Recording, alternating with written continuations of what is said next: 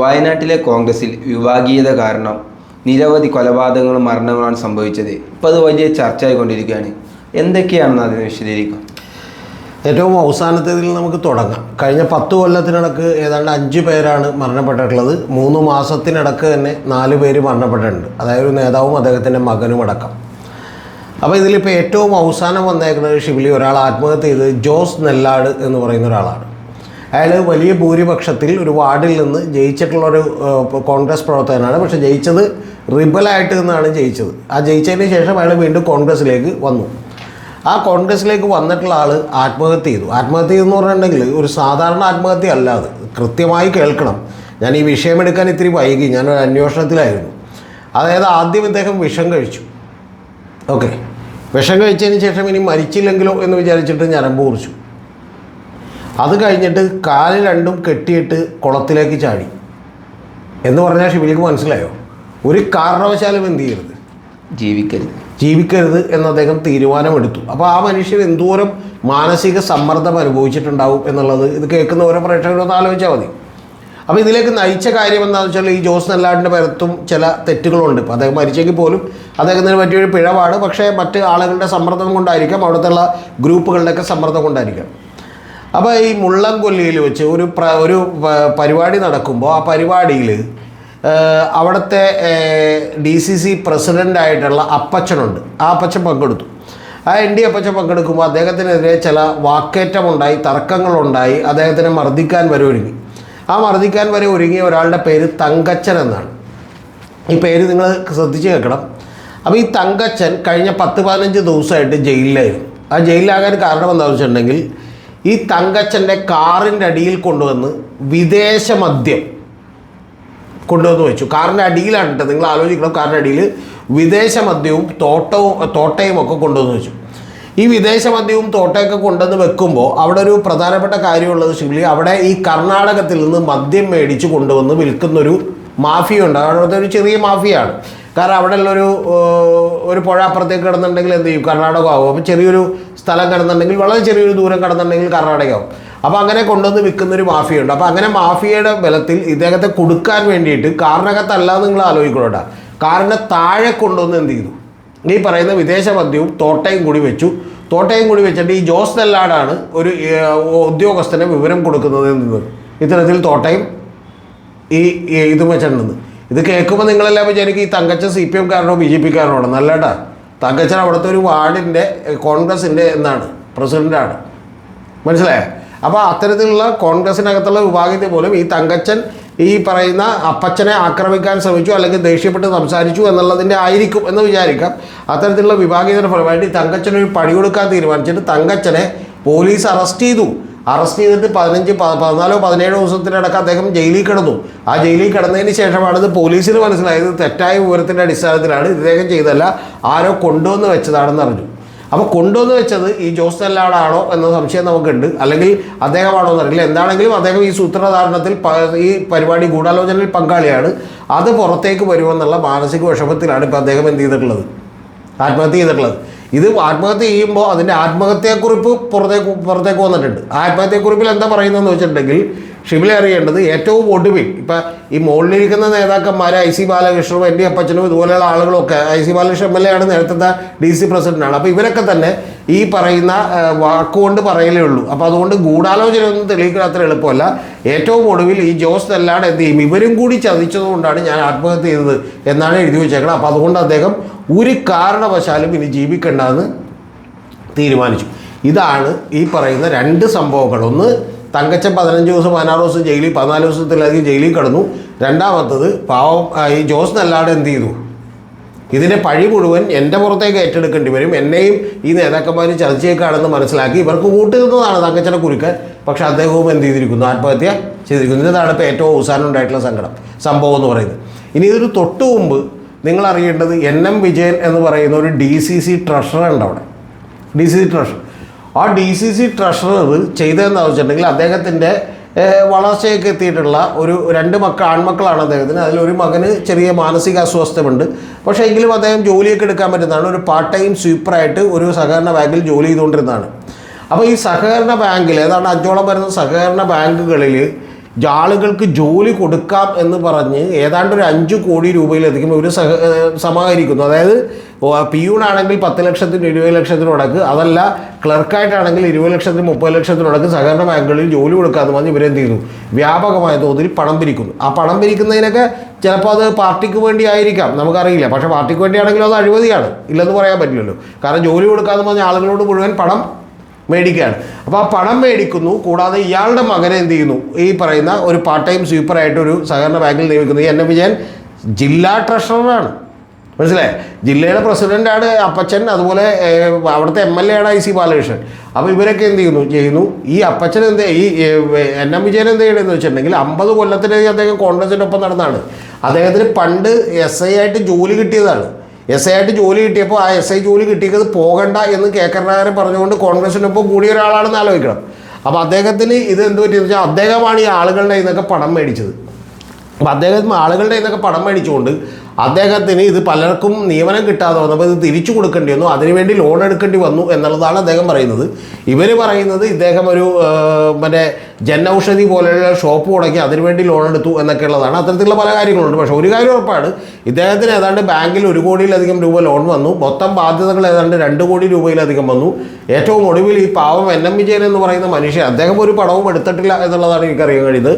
അദ്ദേഹം ഈ ട്രഷറായി നിന്ന് പണം മേടിച്ചു. ഇതൊക്കെ കേൾക്കുന്ന എല്ലാ രാഷ്ട്രീയ പ്രവർത്തകരും ആലോചിക്കണം, കൂട്ടത്തിൽ നിന്ന് ചതിക്കും. അതുകൊണ്ട് നമ്മളായിട്ട് കാശ് കൈനീട്ടിക്കൊണ്ട് മേടിച്ചാൽ ലാസ്റ്റ് നമ്മുടെ ഉത്തരവാദിത്തത്തിലേക്ക് എത്തും. നേതാക്കന്മാരൊക്കെ എന്ത് ചെയ്യും, കൈയൊഴിയും.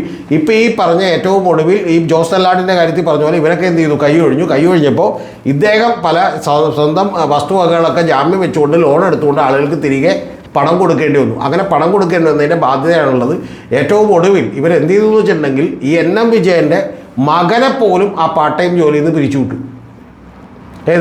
ഇവരുടെ ആവശ്യം കഴിഞ്ഞപ്പോൾ ഇവരെന്ത് ചെയ്തു, പിരിച്ചുവിട്ടതിന് ശേഷം ഇദ്ദേഹം എന്ത് ചെയ്തു വെച്ചാൽ സ്വന്തം മകനെ കൊന്നിട്ട്, സ്വന്തം മകനെ വിഷം കൊടുത്ത് കൊന്നിട്ട് എന്ത് ചെയ്തു, ആത്മഹത്യ ചെയ്തു. ഒന്ന് ആലോചിച്ച് നോക്കണം. അപ്പോൾ എത്ര ഷിബിലി ഒന്ന് ആലോചിച്ച് നോക്കണം. ഇപ്പോൾ ഞാനും ഷിബിലിയും അത് ചെയ്യേണ്ടി വരികയാണെങ്കിൽ നമ്മൾ എത്ര വലിയ മാനസിക സമ്മർദ്ദമായിരിക്കും എന്ത് ചെയ്യേണ്ടി വരിക, അനുഭവിക്കേണ്ടി വരിക. നമ്മൾ സ്വയം മരിക്കണതിൻ്റെ മാനസിക സമ്മർദ്ദം, അതിനേക്കാൾ കൂടുതൽ നമ്മുടെ കൊച്ചിന് എന്തായാലും ഒറ്റയ്ക്ക് ജീവിക്കാൻ പറ്റില്ല എന്ന് തോന്നലുണ്ടാകുമ്പോഴത്തേക്കും എന്ത് ചെയ്യാണ്, മനസ്സിലായി.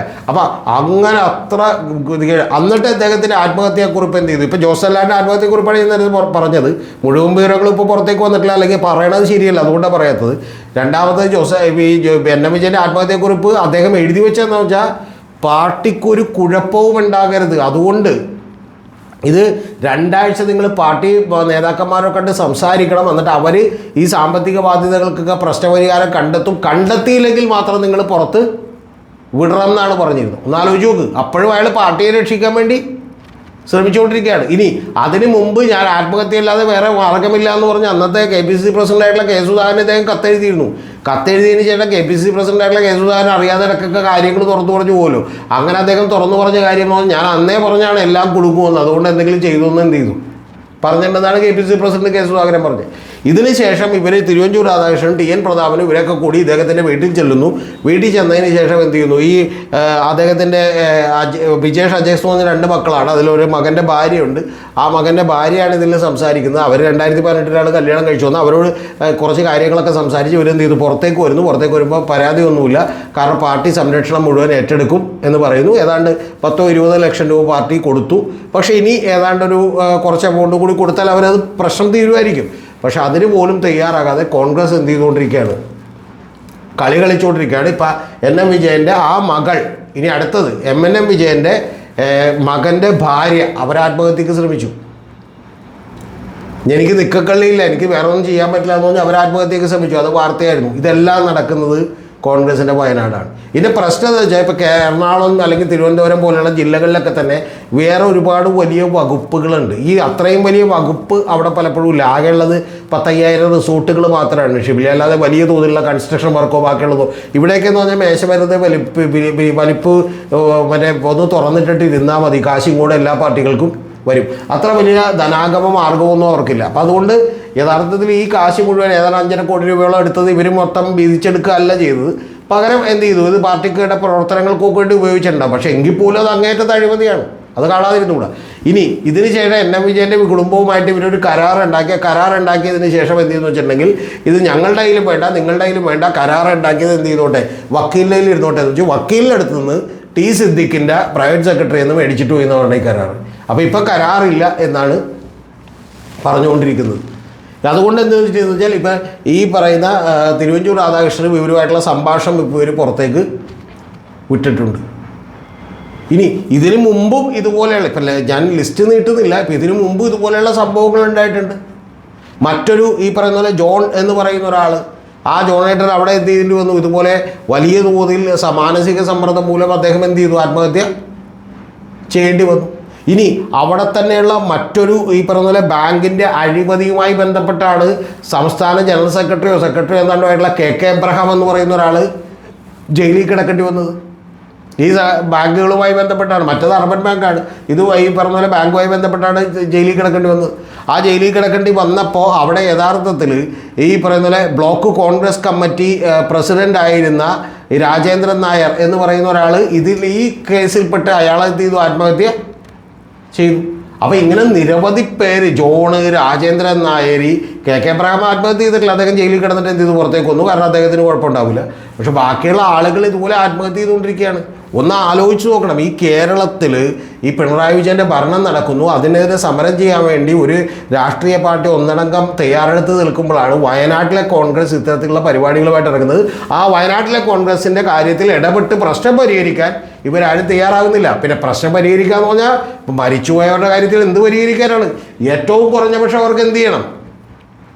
ഞാൻ പറയുന്നത് അവരോട് ചെയ്തത് അങ്ങേയറ്റത്തെ അനീതിയാണ്. അത്തരം നേതാക്കന്മാരെ ഈ പറഞ്ഞ പോലെ പടിയടച്ച് പിണ്ടം വെക്കേണ്ടതാണ്. അതൊന്നും അവർ ചെയ്യുമെന്ന് ഞാൻ വിചാരിക്കുന്നില്ല. നമ്മുടെ രാഷ്ട്രീയ പാർട്ടികളൊന്നും അങ്ങനെയുള്ള നിലപാടൊന്നും, സംശുദ്ധമായിട്ടുള്ള നിലപാടൊന്നും എടുക്കാൻ പറ്റില്ല. ഈ എൻ എം വിജയനെ പോലെയൊക്കെയുള്ള പാവം പിടിച്ച ആളുകളൊക്കെ ഇതിൻ്റെ പുറകെ നടന്ന് എന്ത് ചെയ്യും, തീരും. അല്ലാതെ ഇതിനകത്ത് ചതിയുടെയും വഞ്ചനയൊന്നും ഇല്ലാതെ ഒരു രാഷ്ട്രീയ പാർട്ടി നടത്തിക്കൊണ്ടുപോകാൻ പറ്റില്ല എന്നുള്ളത് ഏതാണ്ട് എല്ലാവർക്കും ഒക്കെ തന്നെ അറിയാം. അപ്പോൾ അതുകൊണ്ട് ഞാൻ സിനിമയുടെ ഒരാളായിട്ട് സംസാരിക്കുമ്പോൾ നല്ല ആളുകളുണ്ടോ എന്ന് ചോദിച്ചപ്പോൾ പുള്ളിയോട് ചിരിച്ചുകൊണ്ടൊരു കമൻറ്റ് പറഞ്ഞായിരുന്നു. ഇപ്പോഴല്ല, ടച്ചിട്ട് കൊല്ലം പോകും. പുള്ളി പറഞ്ഞ് നല്ലത് എന്ന് പറഞ്ഞ സിനിമയിൽ ആരുമില്ല എന്ന് പറഞ്ഞാൽ തെറ്റിനെ എതിർക്കുന്ന ആളുകളൊക്കെ ആണെങ്കിൽ അപ്പം തന്നെ സിനിമയിൽ നിന്ന് പുറത്താണ്. അതുകൊണ്ട് ഇവിടെ അഡ്ജസ്റ്റ് ചെയ്ത് നിൽക്കുന്നവർ മാത്രമേ സിനിമയിലുള്ള നല്ലത് എന്നുള്ളത് രീതി വിട്ടേക്ക്, ബാക്കി നമുക്ക് എന്ത് ചെയ്യാം, സംസാരിക്കാത്തവർ. എന്നോട് ചിരിച്ചിട്ടാ പറഞ്ഞത്, പ്രമുഖനായിട്ടുള്ള ഒരാളാണ്. അപ്പോൾ അതേപോലെ തന്നെയുള്ളൊരു കാര്യമാണ്. പിന്നെ ഇതിൽ ഷിബില അറിയേണ്ടത് CPM ഒക്കെ എത്ര ഭേദമെന്ന് അറിയും? എന്താണ് CPM എത്ര ഭേദമെന്ന് പറഞ്ഞാൽ ഇപ്പോൾ CPM അഭിമന്യുവിൻ്റെ കൊലപാതകം ഉണ്ടായി.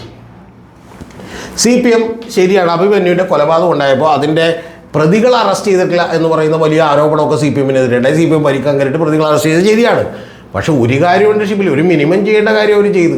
കാരണം എന്താ, കോടിക്കണക്കിന് രൂപ ഫണ്ട് പിടിച്ച് അതിൽ പകുതിയോളം രൂപ എന്ത് ചെയ്തു, അഭിമന്യുവിന് കൊടുത്തു, വീട് വെച്ച് കൊടുത്തു, എല്ലാ സഹായവും ചെയ്തു കൊടുത്തു. വിദ്യാധരൻ എന്ന് പറഞ്ഞ് ഈ തൃപ്പൂണിത്തുറ പുതിയകാവിലേക്ക് പോകുമ്പോഴത്തേക്കും ഒരു വിദ്യാധരൻ സ്മാരക കേന്ദ്രമുണ്ട്. അപ്പോൾ അവൻ മരിച്ചു പോയപ്പോൾ പാർട്ടിയുടെ ബ്രാഞ്ച് സെക്രട്ടറി ആയിരുന്നു. പക്ഷേ മരിച്ചു പോയപ്പോൾ പാർട്ടി അങ്ങനെ തന്നെ സംരക്ഷണം ഏറ്റെടുത്തുകൊണ്ട് എന്ത് ചെയ്തു, അത് കൊടുത്തു. എന്ന് പറഞ്ഞാൽ പണം പിരിച്ചെന്ത് ചെയ്തു, വലിയ തുക അവരുടെ വീട്ടുകാർക്ക്, കുടുംബത്തിന് കൊടുത്തു.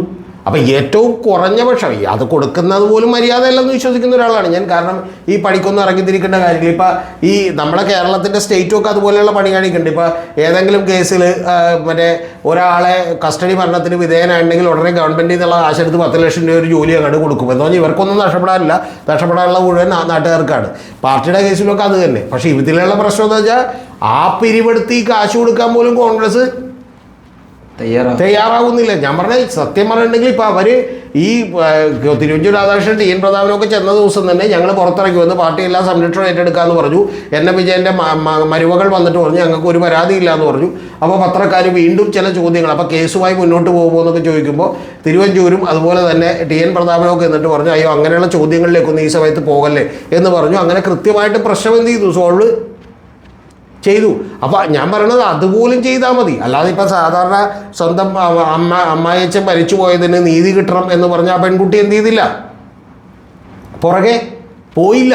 അപ്പോൾ അതെങ്കിലും മനസ്സിലാക്കിക്കൊണ്ട് ഏറ്റവും കുറഞ്ഞ പക്ഷേ ഒരു രാഷ്ട്രീയ പാർട്ടി എന്നുള്ള നിലക്ക് ഈ പറയുന്ന പോലെ ഒരു രാഷ്ട്രീയ പാർട്ടിക്ക് ഇപ്പോൾ ഒരു 5 ലക്ഷമോ 50 ലക്ഷമോ ഒന്നും കൊടുക്കുന്ന ഒരു വിഷയമേ അല്ല കേരളത്തിൽ, ഏറ്റവും ചെറിയ രാഷ്ട്രീയ പാർട്ടിക്ക് പോലും.